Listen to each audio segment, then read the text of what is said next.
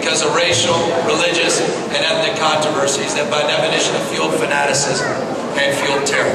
But here we are in California, one of the most diverse states in the world's most diverse democracy. And at our best, people are living together, they're advancing together, and they're prospering together across every conceivable and imaginable difference. If you talk about what makes California such a special place, at the end of the day, it's a remarkable capacity for people from all walks of life to live together and advance together across their differences. It's what makes California a special place. And what we need in Sacramento are not people that will divide us. What we need in Sacramento are people that understand that the diversity of the state is our composite strength. People that won't just tolerate diversity, but every single day champion and celebrate the diversity of this state. I'm proud of this state because we understand that fundamental. I'm proud of my own city, one of the most diverse cities in this most diverse state. San Francisco, with a population of over a third of Asian descent. San Francisco, the first and largest Chinatown, a city with just one of the 3 remaining Japantowns left in the United States of America. A city that understands its inspiration can be found by the inspiration of others from all around the world. That's why we've established long-standing sister cities with Osaka and Shanghai, established frameworks in Manila and elsewhere. I'm proud of that. And I'm proud of the accomplishments we've advanced in our city. And I'll say this because it's important. What you do proves what you believe. And let me tell you a little bit about what we've done so you know what I believe. San Francisco is the only city in the United States of America with universal health care. We're not talking about it, we're doing it. And the API community has disproportionately benefited from that effort. San Francisco believes in education. So much so, we're the only big county in California with universal preschool. You want to get serious about fixing education, you've got to begin at the beginning.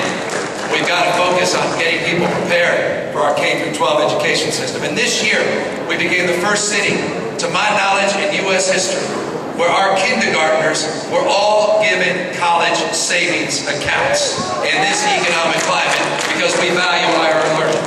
This is what we need to be doing more of in the state of California. We're standing here today at this forum at Sacramento State that 10 years ago, just 10 years ago, you could get a college education here for $1,400 a year. But because of the politics and games in Sacramento, because of last year's budget deal, it has close to tripled. It's over $4,200 this year. That's inexcusable. That's unacceptable. You watch the tuition increase at UC this year go up over $2,500.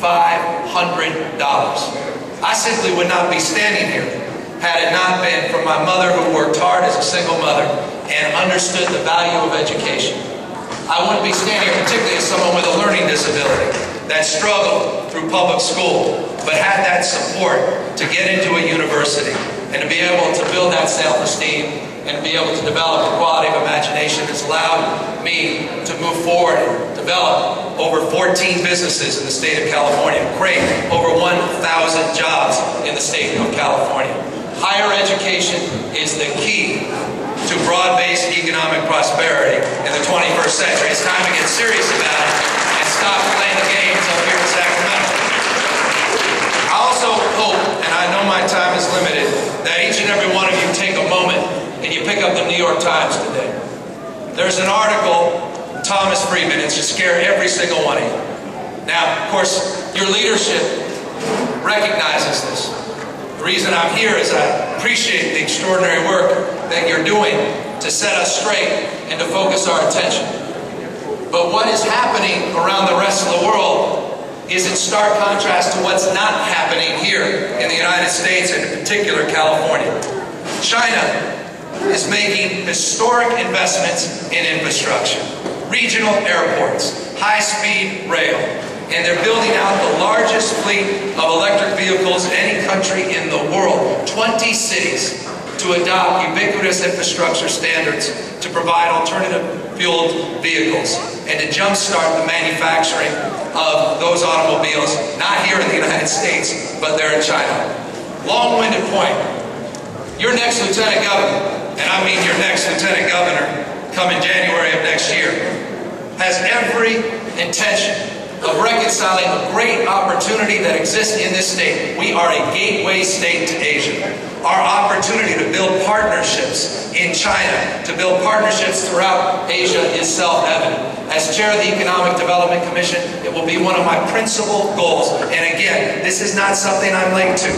San Francisco opened its first international office in Shanghai a year and a half ago, and 10 headquartered U.S. companies now, or Chinese companies, have headquartered in the state of California because of that investment of energy. We need to be doing more of that in the state of California. Final point. You want to get serious about growing this economy? You want to get serious about building our capacity? Focusing on the best and the brightest, focusing on innovative spirit, a state of dreamers, of doers, of entrepreneurs, of innovators, a state that has at its best always prided itself on being on the leading cutting edge of new ideas, then we better invest in low-carbon green growth strategies. We better invest in the new technologies that will drive our new energy policies. We have got to change the way we produce and consume energy in the state of California.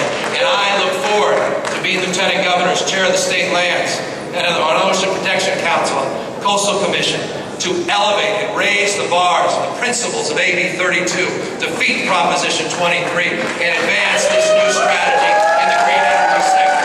That's the ticket, truly, to broad-based economic prosperity in the 21st century. So I hope you take a good look at this race. Take a good look at someone who's balanced his budgets without raising taxes, without borrowing, whose bond ratings has been maintained, that advanced health care and preschool and after-school programs, that did lay off police officers and firefighters, that did 2-year budgets, rainy day reserves, that's dramatically reformed our civil service system. We need this kind of leadership in the state of California. I'd be honored to have your support come November.